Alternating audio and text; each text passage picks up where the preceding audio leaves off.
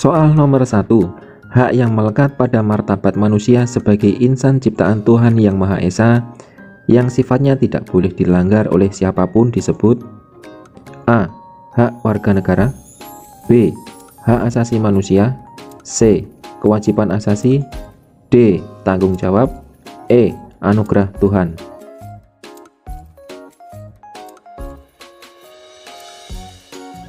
Jawaban yang benar adalah B. Menurut Omar Senoaji, hak asasi manusia adalah hak yang melekat pada martabat manusia sebagai insan ciptaan Tuhan Yang Maha Esa yang sifatnya tidak boleh dilanggar oleh siapapun. Nomor 2. Hak asasi manusia memiliki ciri-ciri khusus jika dibandingkan dengan hak-hak lainnya, kecuali A. Hakiki, B.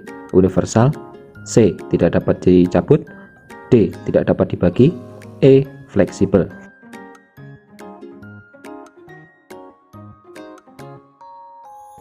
Jawaban yang benar adalah E.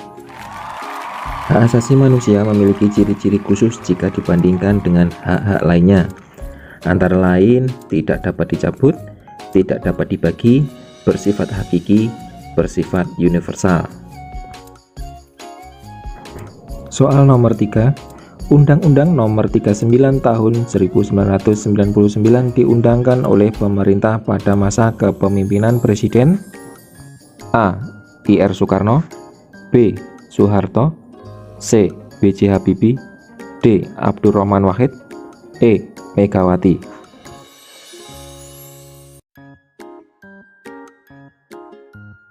Jawaban yang benar adalah C. B.J. Habibie. Undang-Undang Nomor 39 Tahun 1999 tentang Hak Asasi Manusia diundangkan oleh pemerintah pada tanggal 23 September tahun 1999 pada masa kepemimpinan Presiden B.J. Habibie. Soal nomor 4. Undang-Undang Nomor 39 Tahun 1999 mengatur tentang A. Komnas HAM, B. Pemberantasan korupsi, C. Pengadilan HAM, D. Hak asasi manusia, E. Tindak pidana pencucian uang.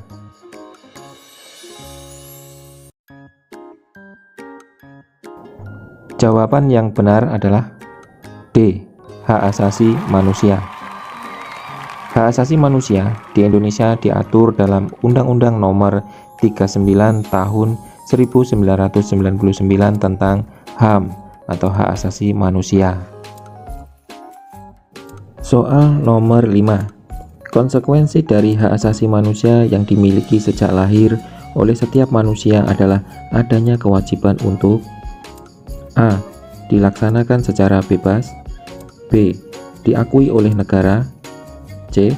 Dihargai oleh masyarakat, D. Dihormati lingkungan, E. Dihormati oleh setiap manusia.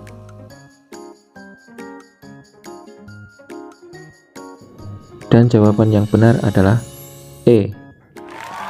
Keberadaan hak asasi wajib dihormati, dijunjung tinggi dan dilindungi oleh negara, hukum pemerintahan, dan setiap orang demi kehormatan serta perlindungan harkat martabat manusia.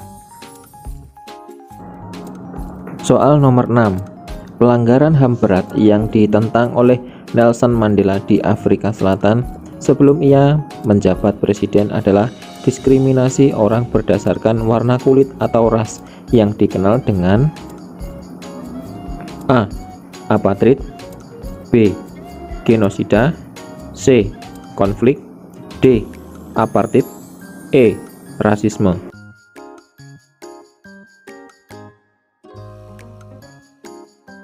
Jawaban yang benar adalah D.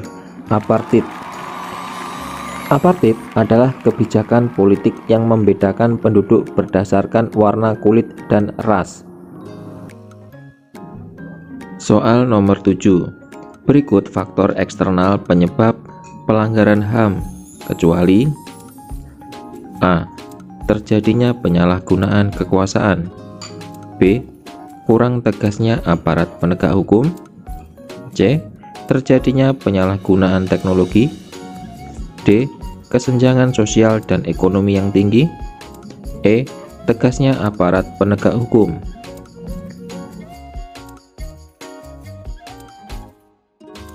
Dan jawaban yang benar adalah E.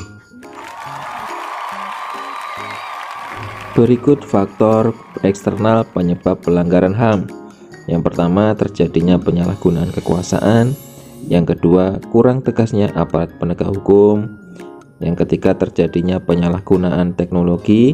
Dan yang keempat, terjadinya kesenjangan sosial dan ekonomi yang tinggi. Soal nomor 8. Pencegahan pelanggaran HAM dapat dilakukan dengan cara A. Investigasi. B. Konsultasi. C. Advokasi. D. Konsolidasi. E. Membentuk undang-undang HAM.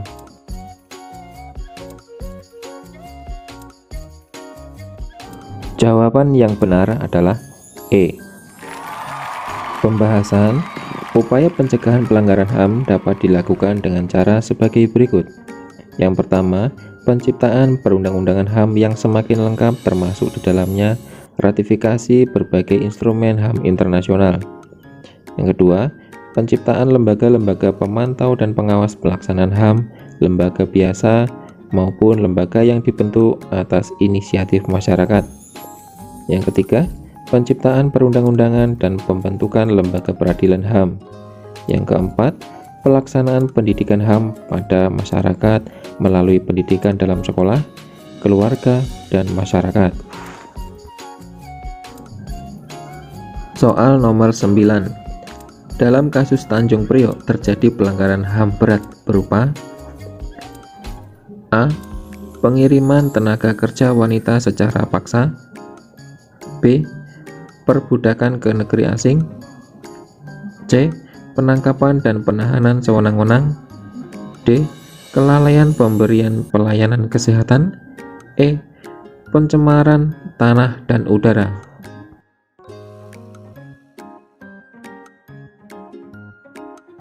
Jawaban yang benar adalah C. Penangkapan dan penahanan sewenang-wenang. Dalam kasus Tanjung Priok terjadi pelanggaran HAM berat berupa pembunuhan secara kilat, penangkapan dan penahanan sewenang-wenang, penyiksaan dan penghilangan orang secara paksa. Soal nomor 10. Pelanggaran HAM yang berbentuk kejahatan seperti penganiayaan, mencemarkan nama baik, atau pemukulan seharusnya tidak perlu terjadi apabila setiap orang sudah mengerti tentang HAM. Berdasarkan hal tersebut di atas, diperlukan upaya untuk memahami pentingnya penghormatan, perlindungan, dan penegakan HAM dalam rangka A. Melindungi hak-hak minoritas warga negara. B. Mendukung hak mayoritas warga negara. C. Menjaga keamanan dan ketertiban masyarakat. D. Melindungi hak setiap orang di dalam masyarakat. E. Memajukan pergaulan dalam hubungan internasional.